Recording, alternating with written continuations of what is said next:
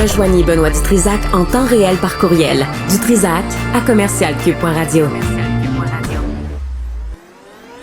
La rencontre du Rocher du Trisac. Dans ce cas-ci, est-ce que c'est criminel? Pas en tout. Une dualité qui rassemble les idées. Mais non, tu peux pas dire ça. On rembobine cette affaire-là. Non. Prends soin de toi, là. Oui, Hein, tu me tu protèges. sais. Je le sais. Contre toi-même. La rencontre du Rocher du Trisac. Écoute, Benoît, quand Ouais. je parle. Ça m'a fait quelque chose, Daniel Pinard. Ben moi aussi, la mort de Daniel Pinard à 82 ans, donc hier, je pense a ébranlé beaucoup de gens.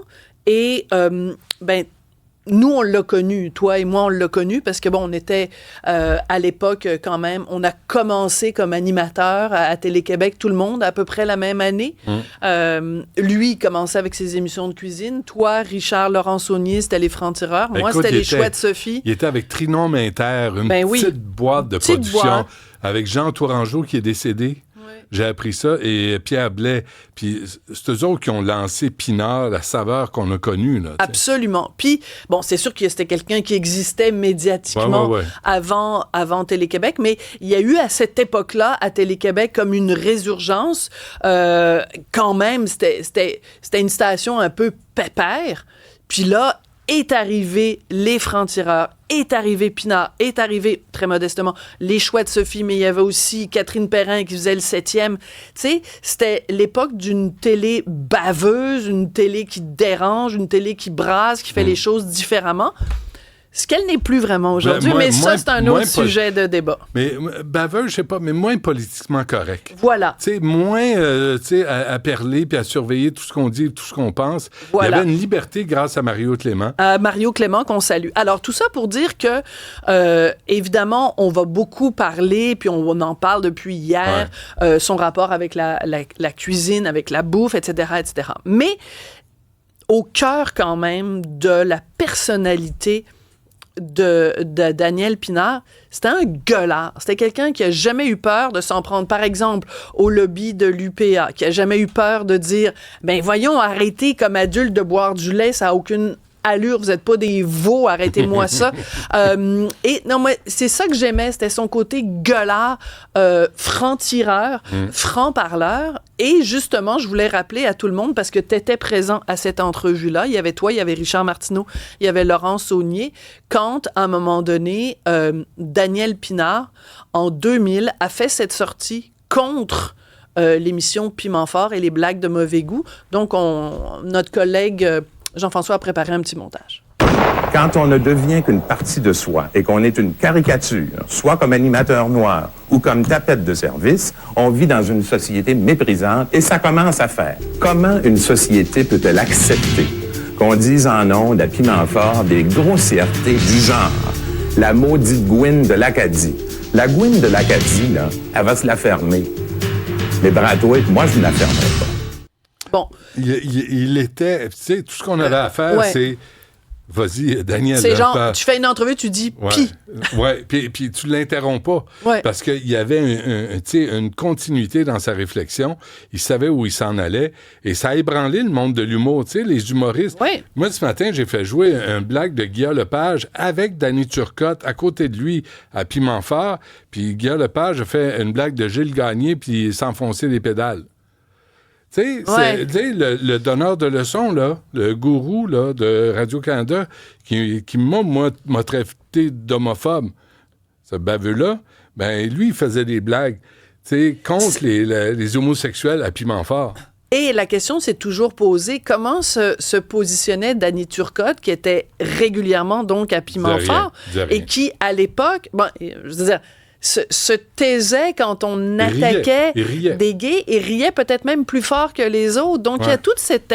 je trouvais ça important aujourd'hui de rappeler ça pour rappeler aussi tout le chemin qu'on a parcouru. Et le courage de Daniel Pinard. Et le courage de Daniel Pinard de donner un coup de pied. Tu sais, moi, je suis une amie personnelle de Normand Brathwaite. On a travaillé ensemble, Normand et moi.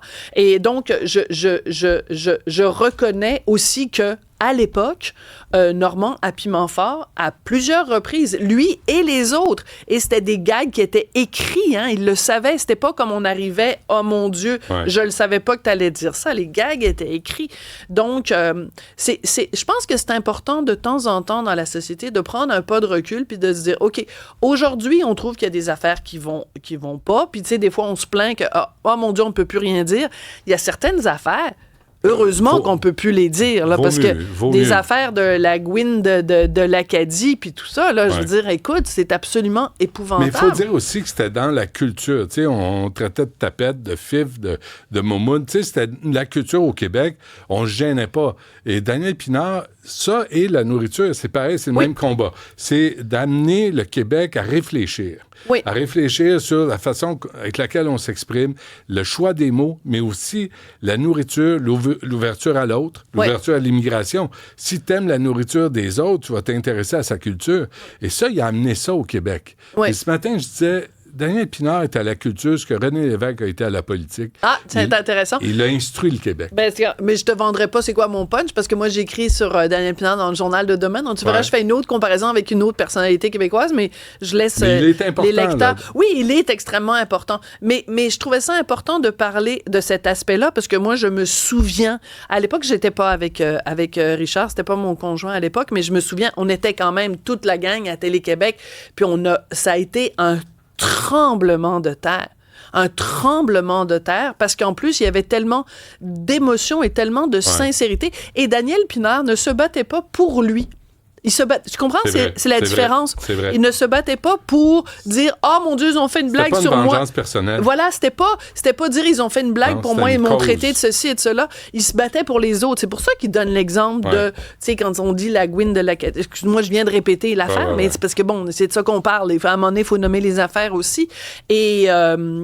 Et donc, il se battait pour une cause. Et quand on va faire, à un moment donné, le bilan de la cause de l'homophobie, de la cause de... Tu sais, il va falloir reconnaître à quel point Daniel Pinard a été important.